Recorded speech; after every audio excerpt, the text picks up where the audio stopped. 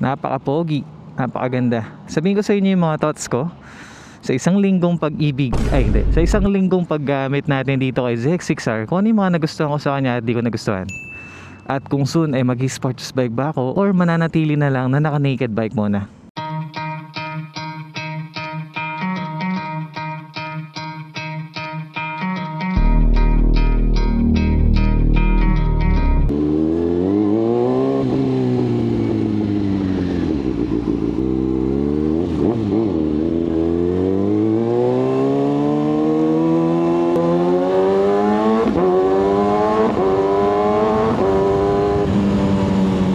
Sa ZX6R, sarap talagang dalhin. Kaya namang ibiyahe.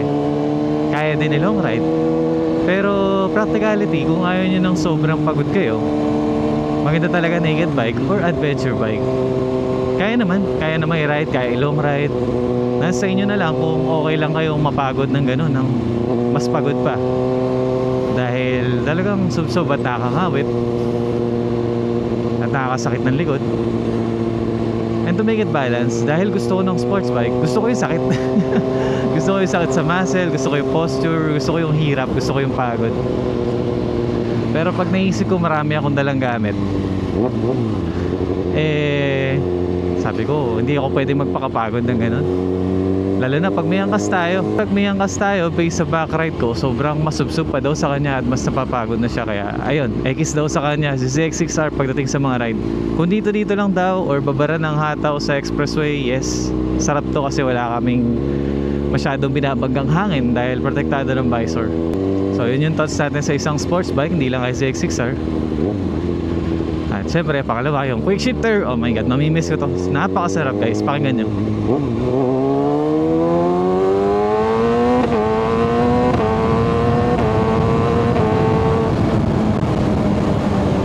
Grabe, di ba? Maparinig lang natin yung mga ganong hataw pagka maluwagin daan. Pero pag sakto lang yung kalsada, chill lang tayo, kwentuhan lang tayo. And back to topic sa ZX6R. Mainit siya pero mas mainit pa rin sa Z1000. Dahil naka Z1000 tayo, wala lang sa akin yung init na ito. Lalo't sports bike, tago yung init niya sa pairings. Balik uli sa quick shifter, wala siyang auto blip. Pero pag nire-repas natin, ang ganda rin ng tunog. Katunog din ng auto blip. Pero iba pa rin ang auto blip. Mas mabilis pa rin yun na makakapag engine brake, lalo na sa mga corners. Next natin sa bankingan. Ayun, first time ko malula sa banking dahil mas sagad talaga to. Sa naked bike, sumasagad din naman pero may sumasayad na at medyo upright tayo. Dito dahil nakasubsub tayo, mas ramdam mong humihiga ka sa daan. Ang baba mo sa ground clearance, ganun. Pero mas masarap pagka nasanay na practice. Mas okay, mas hindi ka na mabibitin. Sa naked bike kasi, lalo na pag nag-race track tayo, syempre sagad-sagaran na lalo bankingan natin nun, mabibitin tayo dun. Ito talaga, yung talagang At ang ganda ng gulong kasi na nakakabit, S23 na Batlax. Sa fuel consumption, 18 kmpl yung nakaya ko sa riding style ko. At sa road condition na dinaanan ko sa DRT na lubak at hindi ganun karekta yung daan.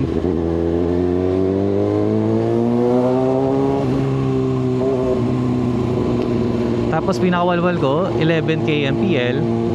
Malakas yun, pero nagpapaba kasi ko ng hangin ng gulong. Sabi ng tropa natin si JMSB, pas sa ZX6R, 10R na daw siya agad.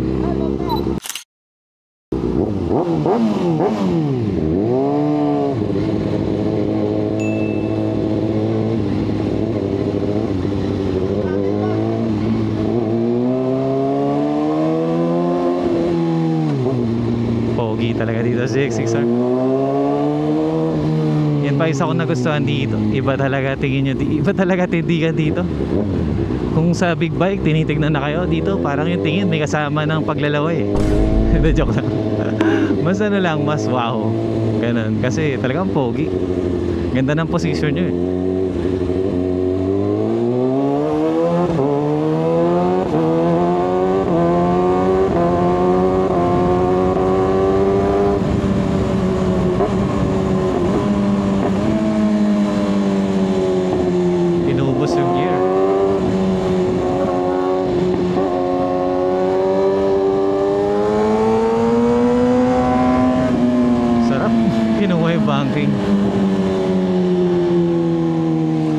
lang tong vlog na to, baka dugtungan ko ng Z1000 para ma-compare nyo rin yung tunog.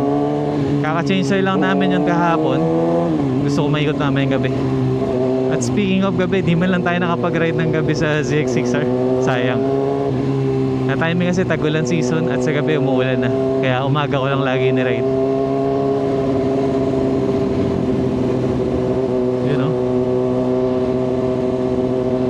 Ano pa papapansin natin? Yun. Gusto ko yung ano, parang pagka dito lang, gusto ko naka-sports bike ako.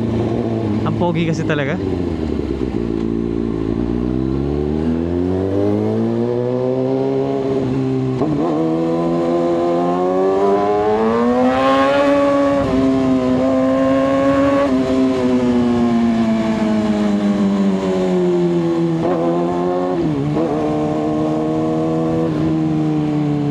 Bagong washing to, bagong full tank.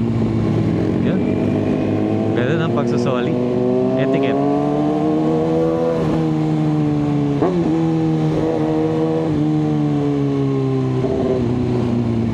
Lapit na, dito na tayo.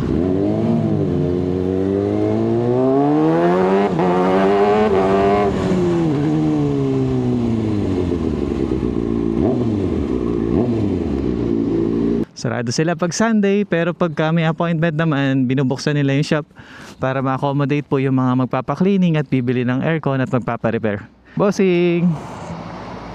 Thanks for the ride, Sushi, at maraming salamat ulit, Boss Roji, at sa inyong service aircon na RCTC. Sa kanila po tayo nagpapa-cleaning at pwede nyo rin po itry. Highly recommended.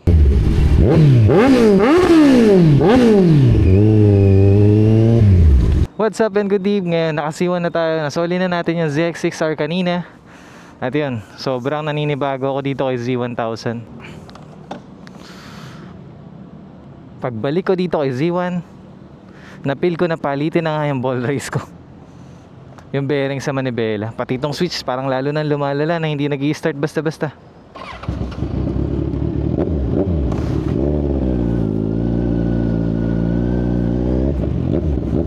Let's go, sundan natin sila sa Roca, sa Decrease, kung saan kami magkikita-kita lahat.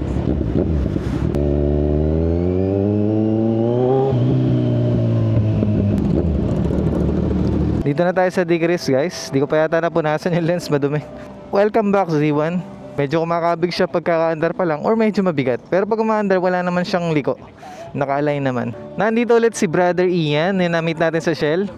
At aangkas natin siya sa Z1. Ikot lang natin saglit dito sa highway. Papa-experience lang natin kay Ian yung experience na umakas sa Z1. Tapos tanongin na lang natin siya after kung kamusta sa kanya yun. Let's go. Alam ko na, guys, ililipat natin sa kanya tong mic. Bali ang naririnig nyo na po ngayon si Ian na, ano? Tapos i-POV natin sa camera. Let's go. Nakakilig. Nakakilig na nakakakaba. Sarap. Okay lang, yayakap ba ako sa'yo, sir? Na-light ka nga sa likod. Parang ikaw na yung nagpa-vlog niyan. Okay, sir. Yayakap muna ako. Sir, kinikilig ako. Yung TLT pagbalik mo.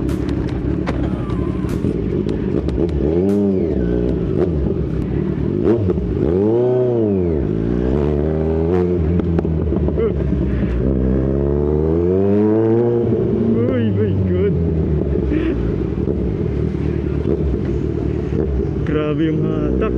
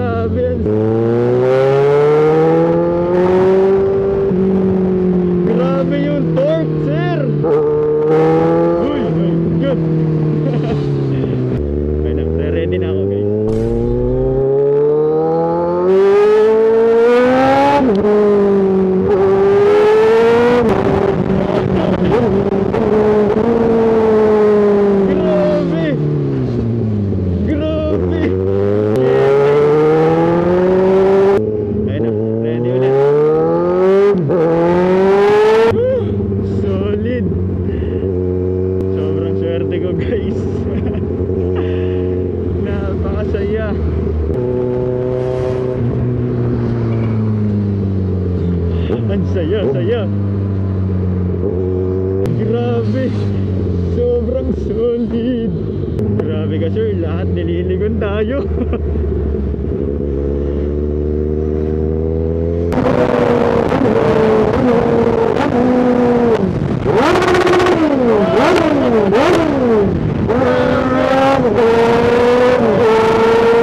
Ito yung experience bilang maging backride ni Model. Sobrang solid at napakasaya. Grabe. At ayun, sobrang swerte din natin. Parang naano ako din ah. Nashock ako dun. Oh, bagal na lang to, okay lang? Okay lang sir. Solid. Shoutout kay Rigel, shoutout kay Richard, shoutout kay Charlie, at shoutout kay Dwayne. Salamat sa suporta niyo.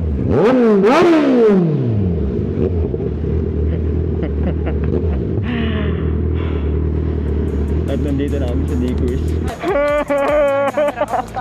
Solid mga sir. Grabe, napakabilis na nun. Bypass, tas NLEX. Diyan kami exit Santa Rita. At ayun, buhay pa ako. Shoutout din sa bebe ko, Jasmine Pagsandan.